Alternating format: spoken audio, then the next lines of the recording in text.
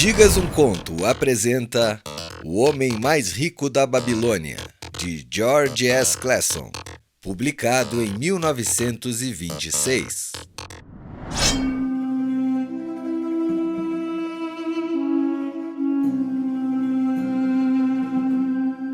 Bansir, o fabricante de carruagens da Babilônia, achava-se completamente desanimado, sentado na mureta que cercava sua propriedade.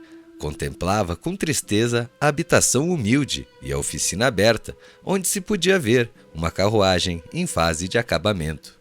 De tempos em tempos, a esposa surgia na porta da casa. O olhar furtivo de que lhe endereçava nesses momentos lembrava-o de que a despensa estava quase vazia e que ele devia estar trabalhando para terminar o serviço encomendado. Martelando aqui, cortando ali, lixando e pintando, esticando o couro para forrar os aros das rodas, em suma, preparando o veículo para entrega, a fim de que pudesse receber o pagamento de seu rico cliente. No obstante, seu corpo robusto e musculoso permanecia praticamente sobre a mureta. Seu raciocínio lento ocupava-se com um problema cuja resposta não conseguia encontrar. O sol abrasado, tão comum no Vale do Eufrates, castigava-o sem piedade. Gotas de suor formavam-se acima de suas sobrancelhas e pingavam despercebidas para se perderem na mata cerrada de seu peito.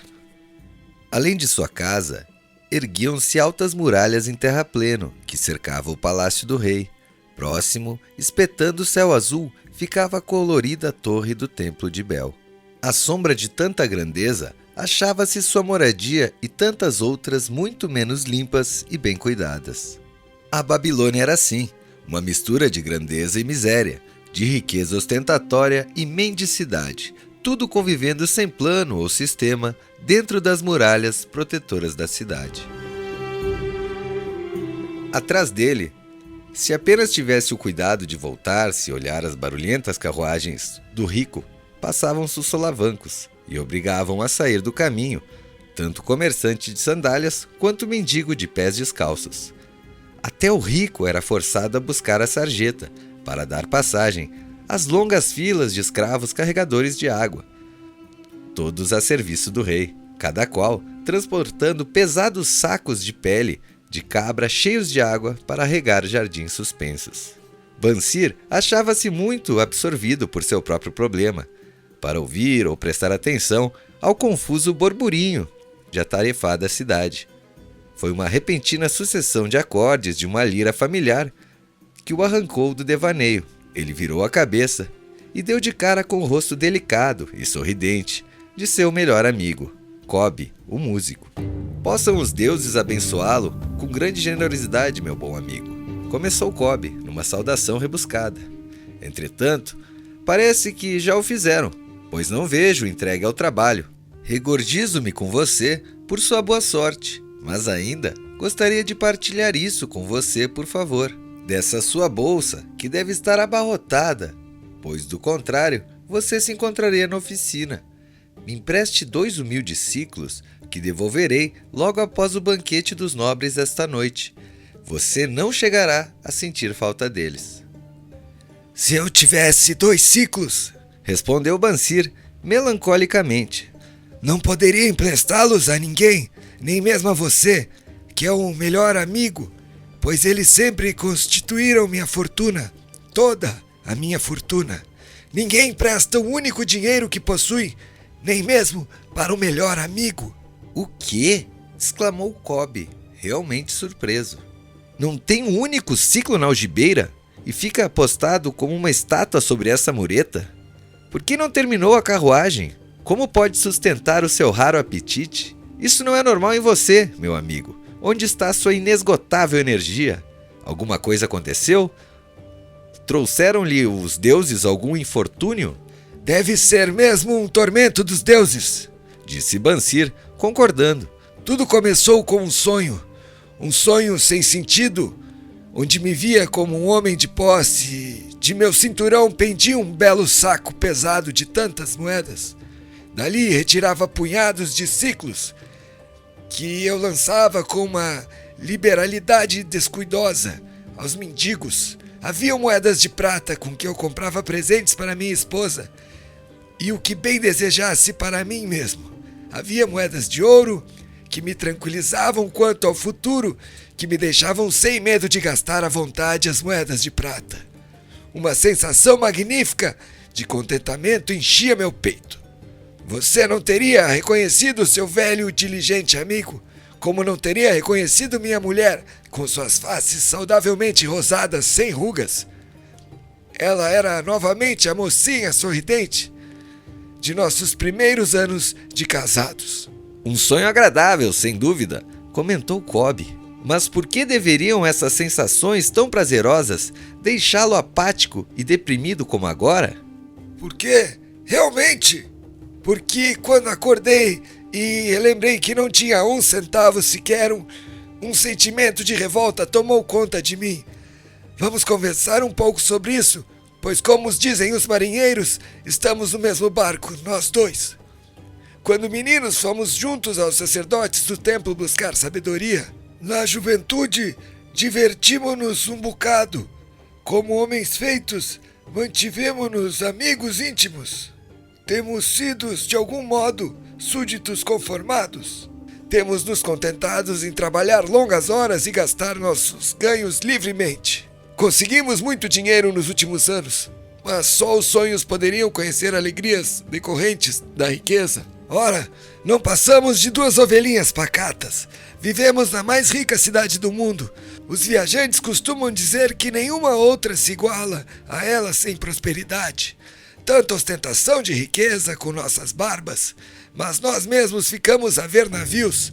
Depois de praticamente meia existência de trabalho árduo, meu melhor amigo se acha em um níquel e me procurando para dizer: não poderia me prestar a bagatela de 2 ciclos até o final do banquete dessa noite?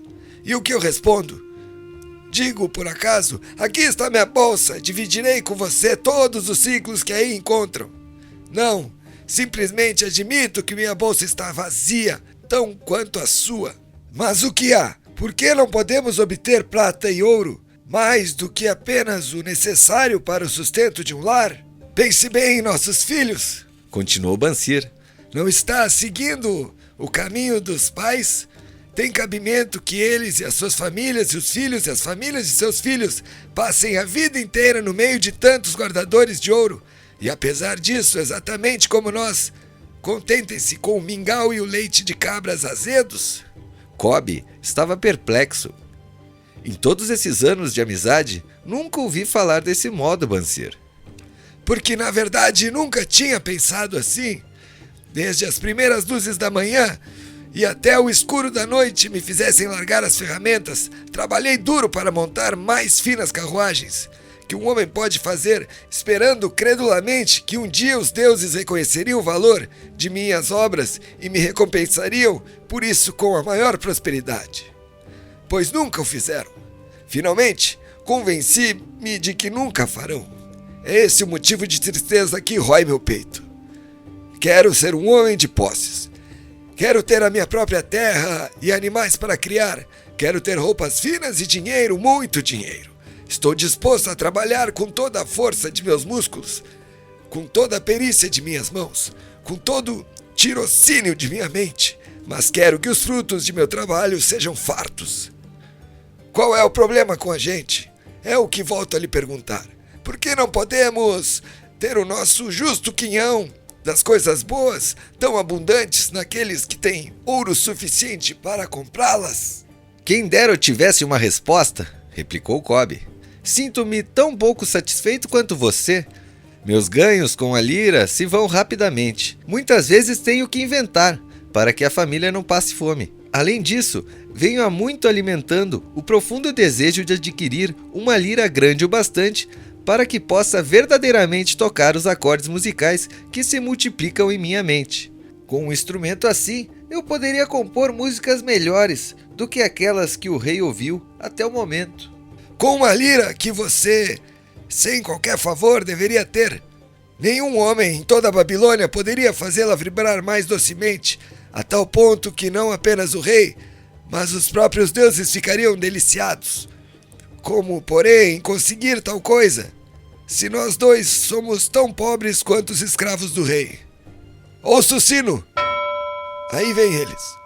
Bansir apontou na direção da longa fila de semidespidos e suarentos carregadores de água que subiam penosamente a rua, vindo do rio. Arrastavam-se em alas de 5, cada qual vergando sobre um pesado odre de pele de cabra.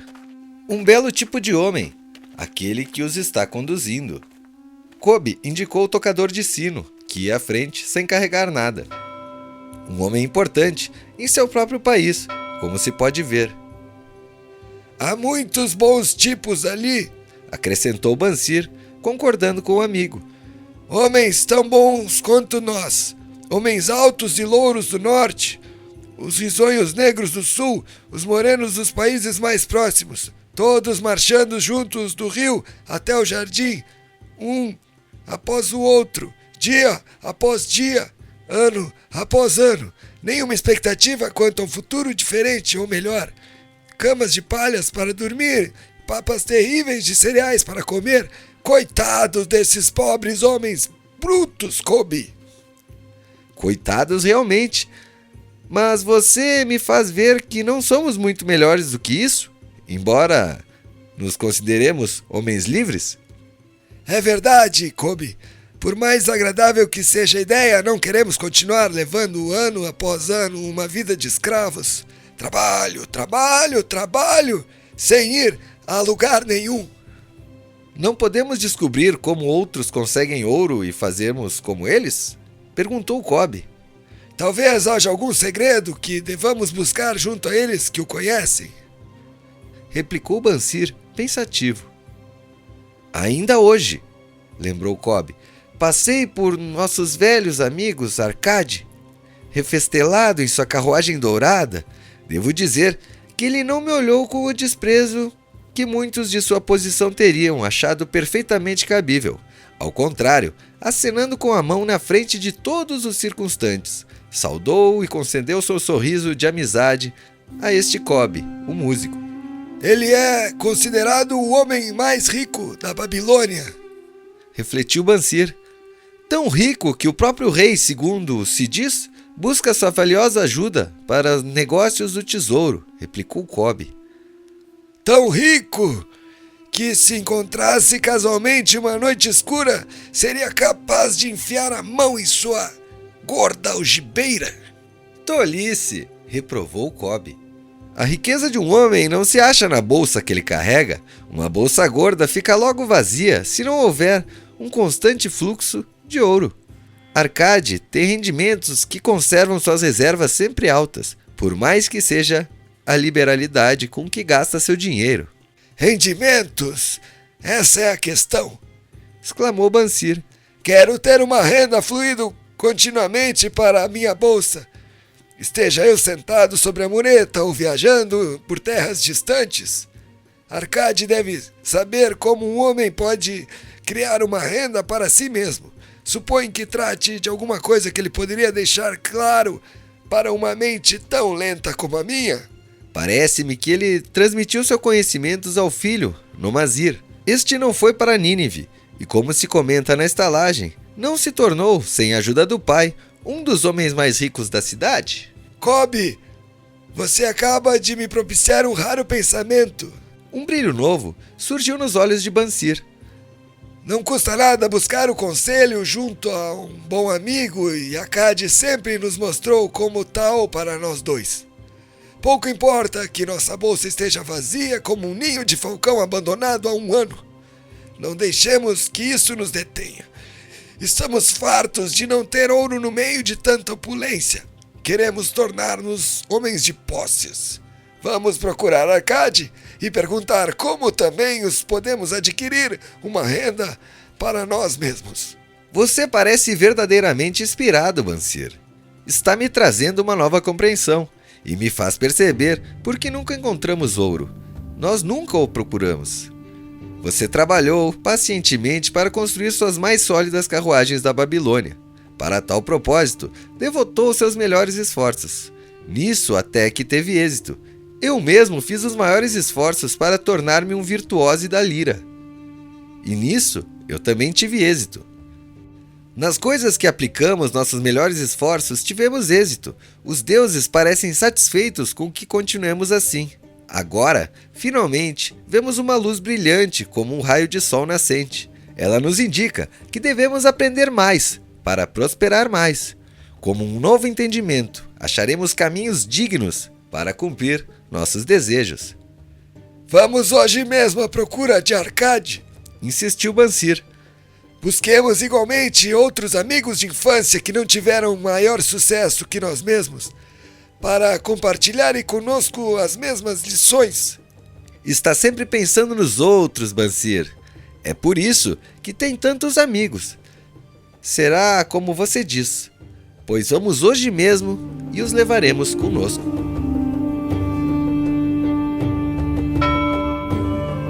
Comente, curta e compartilhe!